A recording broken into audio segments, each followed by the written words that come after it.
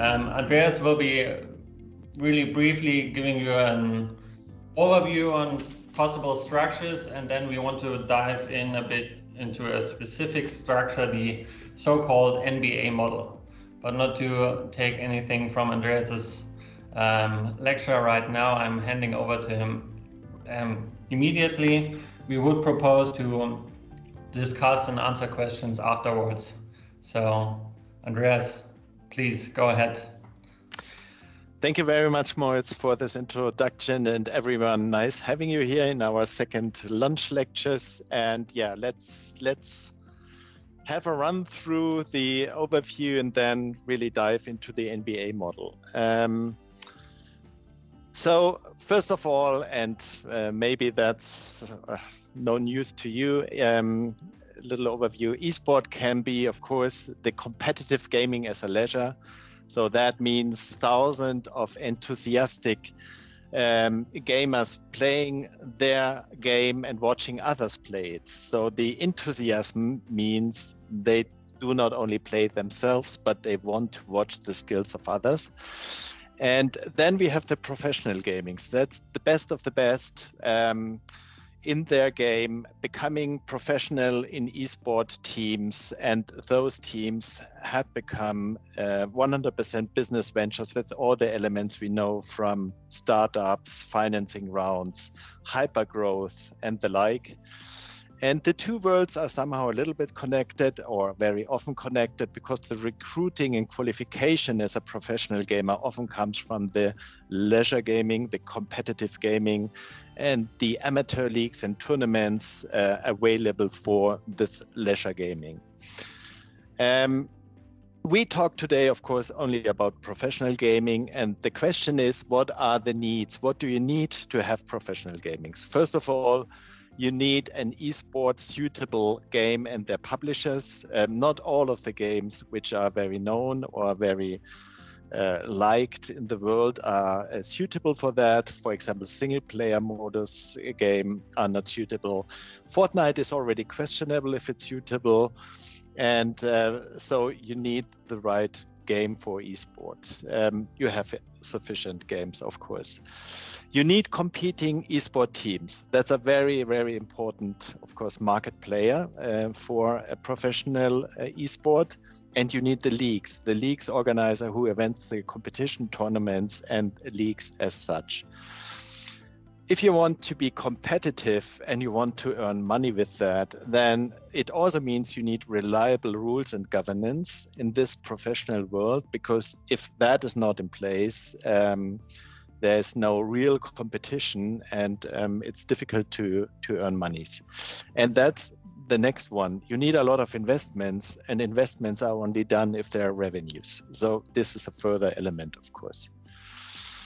For the revenues, maybe a quick catch up where we are there. First of all, because you have this huge live events with the major tournaments and the finals and so on, with 10,000, 15,000 people attending. So ticketing is definitely a revenue stream, but it's still not so important because the profit margin still is very low. So especially for the teams, it's not very attractive so far. What should be the main chunk of the revenue streams are the media rights. Just think about the soccer world and the value of the TV rights for Premier League and Champions League and World Championship. We are far, far, far away from this world in esports. That is mainly also because of Twitch and the culture there. It's growing, but it's not yet there, so it's not yet an important revenue stream. It's different for sponsoring, because the huge corporate companies, they became aware how attractive esport can be, teams and leagues, because of this unbelievable, unique audience you have there, the young people. You will not see any other industry where this ratio of young people is to the same as in esports. So there are significant sponsorship monies already for teams and leagues. Third, you have the prize monies that maybe if you are successful, a stable income, so it's important, but it will not be the most important revenue stream. Slot rights became very important, and we talk about millions. Just as an example, when the German soccer club Schalke was relegated, they sold their Leagues of Legends slot 4 times higher than they bought it a couple of years ago. And we talk about they bought for approximately 6 million. So 4 times more is really, really a lot of money. Merchandise is stable, but still low. And verticals, yes, we have betting and others, but this is definitely also something which will increase in future. So in this professional world, what are the structures, how they could work together, the leagues, the teams, and the publishers? There are 3 models at the moment. We have this, dictatorship-like model of Ubisoft and Rainbow Six.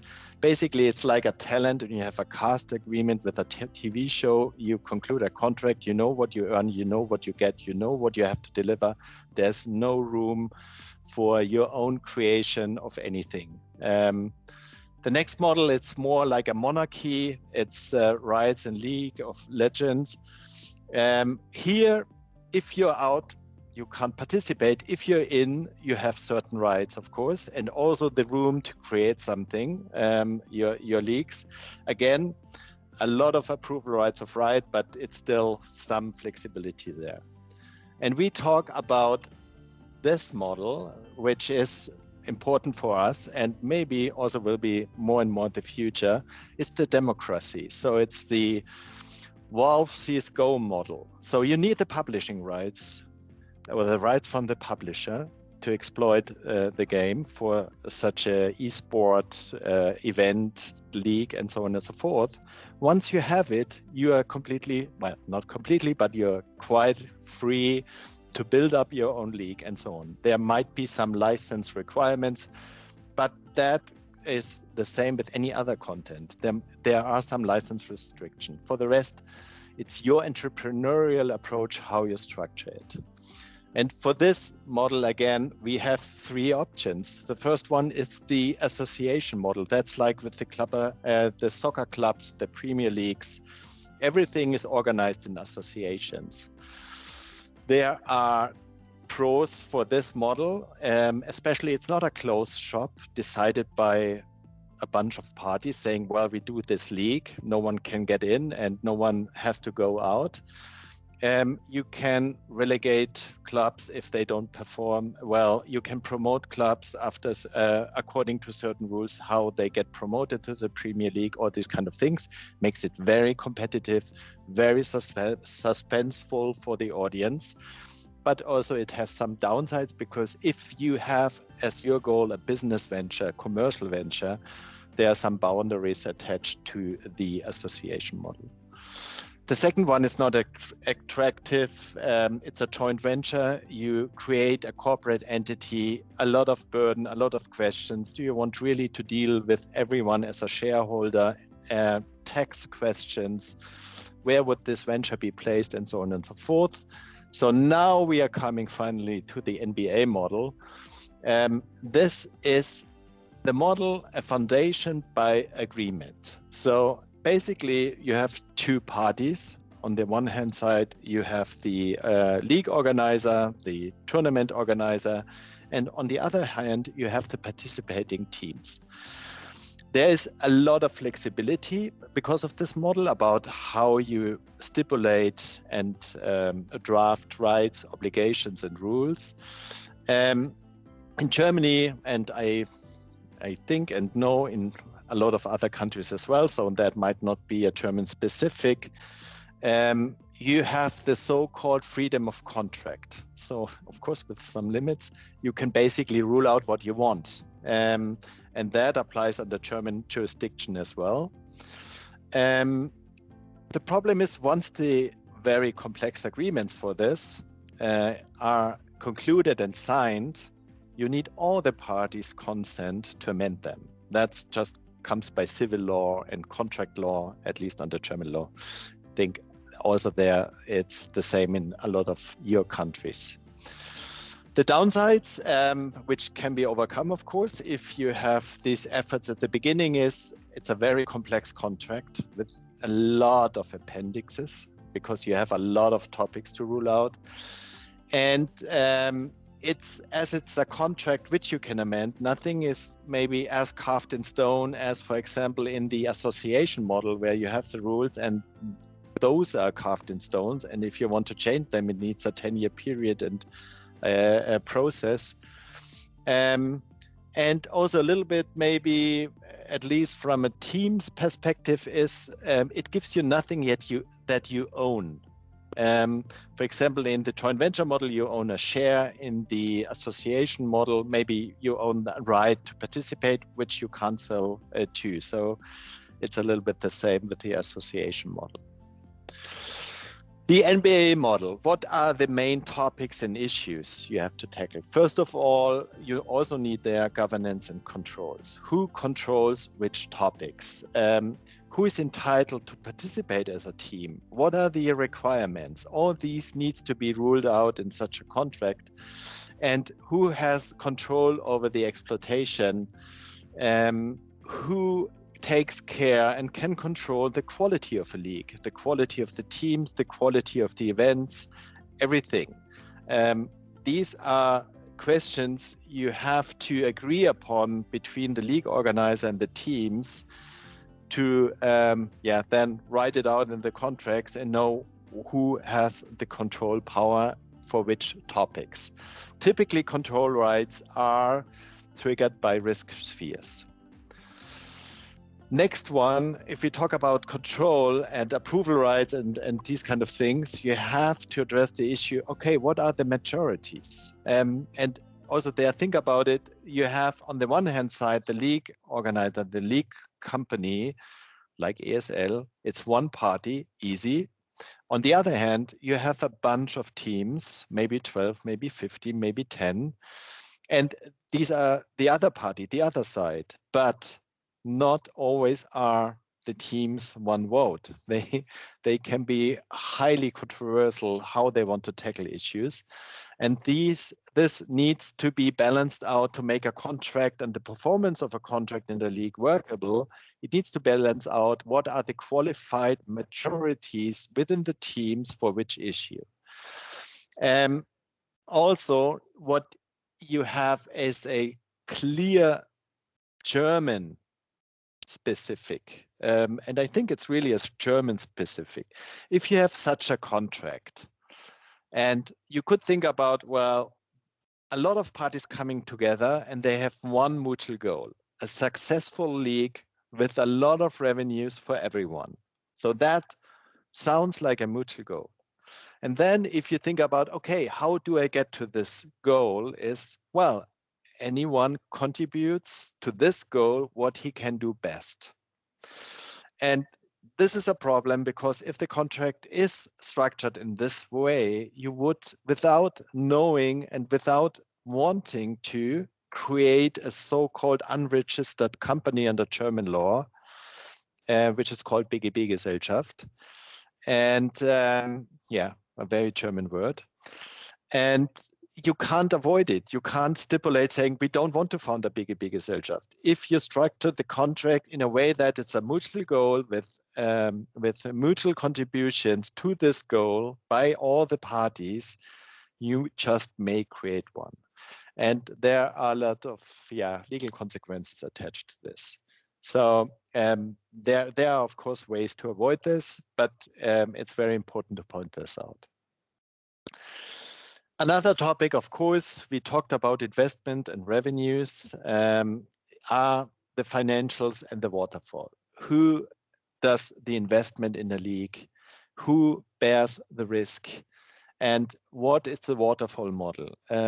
Luckily, we have some role models in the content industry, like the film industry, how such a waterfall could work with different ranks of recoupment, first rank, the investment, second rank.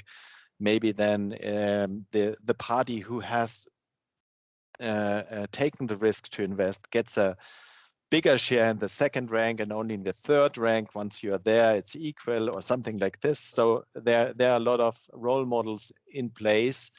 And also in principle, there are no German specifics. Also in Germany follows quite the international standard, but you have to tackle the tax issues. And especially you have to look into, are there, depending on the revenue stream, from where to which country, are there withholding tax issues?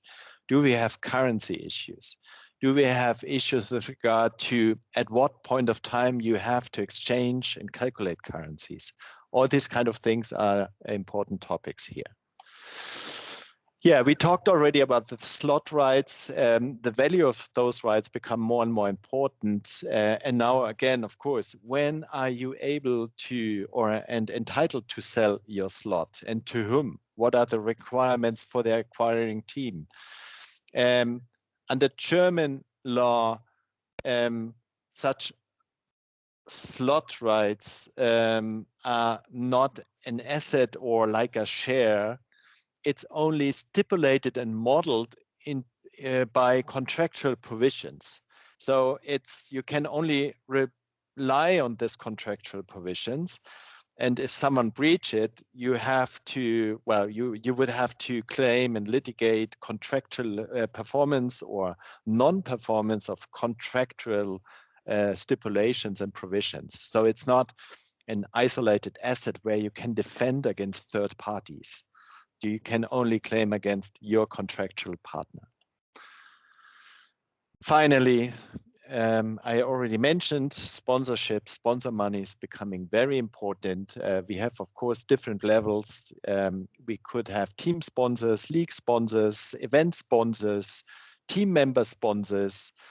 And the question is, how do you leverage this out? What is the best party to acquire such sponsors? Is it the league organizer, or is it the teams, or do agencies come into the play like in other media industries? This is an important issue. Specific issues under German law are that for sponsorships, of course, it's always about IP rights, which you grant for as a vehicle for the sponsorship and how the sponsor can use content. And IP rights are completely differently structured in Germany and basically in continental Europe for sure, as you may be used and familiar with under US law and maybe other international laws. So definitely here it's very advisable to look if it's under German law or EU law, what is this concept for IP rights? And also what you have to be aware, because you often have exclusivities, and I think with sponsorships, most of the time the problems are with breach of exclusivities or a misinterpretation of the scope of the exclusivity. And then you're about liability and indemnification clauses, especially if third parties infringes such exclusivity or the IP rights.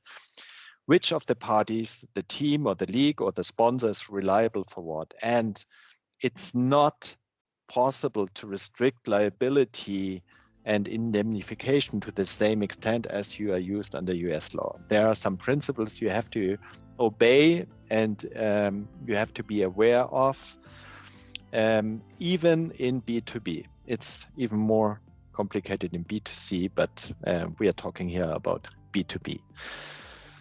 So that was the ride through the ecosystem and the NBA model.